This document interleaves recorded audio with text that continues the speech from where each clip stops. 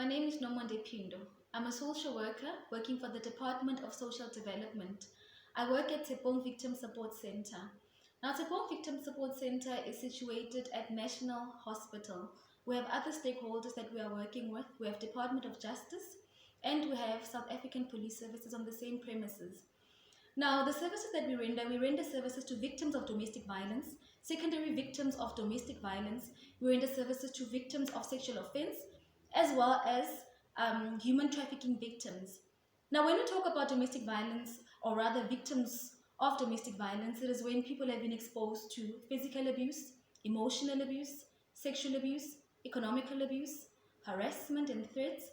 So a lot of times you'll find that people tend to disregard the emotional abuse, and a lot of times that is one that is very dangerous because you can't see the emotional abuse as opposed to physical abuse on the skin.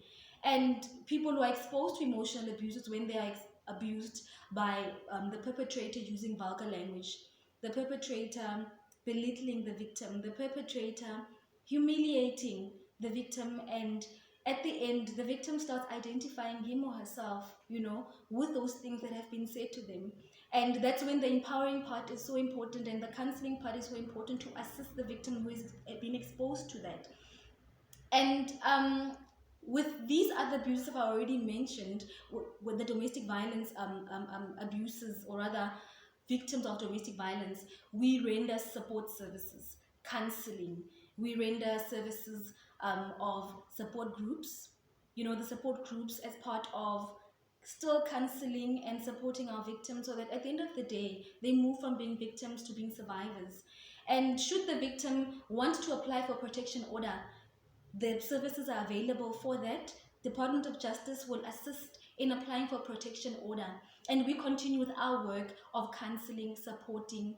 And when we do our assessment and we ascertain that there's a need for shelter, then we connect the person to the shelter. We have a shelter within Bloemfontein and we have a shelter outside of Bloemfontein, and we use the transportation of Department of Social Development to transport our victims. And the other thing that we also do is that we want to, as I've indicated, I think I need to emphasize that we want our victims to move from being victims to being survivors, and to overcome the situation that they found themselves in.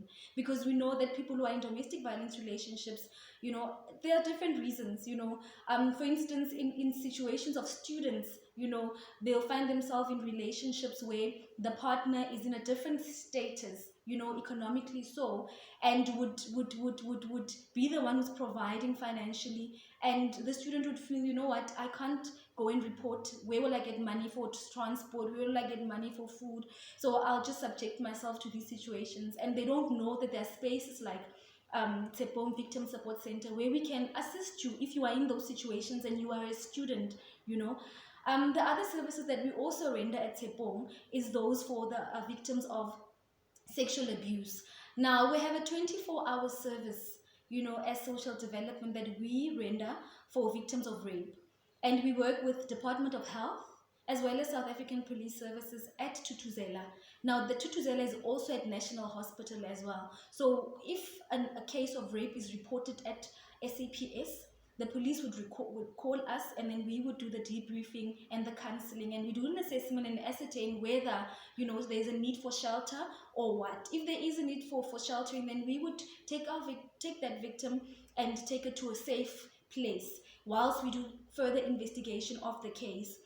And from there on would be the counseling, the support services that I've already mentioned earlier, of the support group, as well as the other thing that we do. We go to homes, we do the home visits as part of supporting our victim at the end of the day, because we want to make sure that this victim becomes the survivor that we want them to be. And if it's a student, a lot of times we also get students from the different higher education institutions, and we usually connect also with the social workers working there so that we ensure that this particular student receive the best, in terms of support services, not only from our side, but from the institution as well. Because at the end of the day, a student goes to university to become something or someone.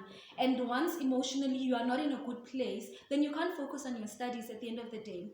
So the other thing that we also do, as I've indicated earlier on, is victims of human trafficking. Now, the victims of human trafficking would, be from, it's modern day slavery, to put it in layman's term. It's modern day slavery where people are recruiting, and when they recruit these young women, a lot of times it's young women, yes, there are males who are recruited, but a lot of times it's young women, and it is for your prostitution, forced prostitution at that, genital mutilation, and things like cheap, or rather labor that is cheap, And as we speak at the moment, there's been a rise in human trafficking cases where a lot of young women are being kidnapped, forcefully so, to be used for these things that I've mentioned. So it's important that we when we get platforms like these, when we get platforms where we can raise an awareness, we take them with both hands.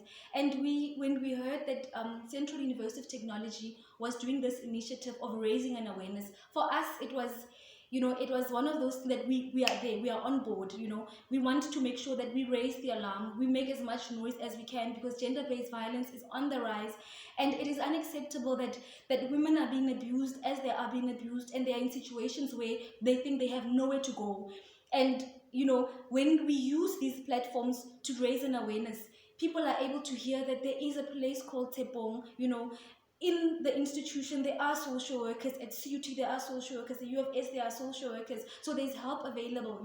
So the only thing that we want is that there is help available. We need to stop the abuse, and we need to make sure that we raise the alarm, and you come forward. If you are in that situation, we will assist you, come forward. Thank you.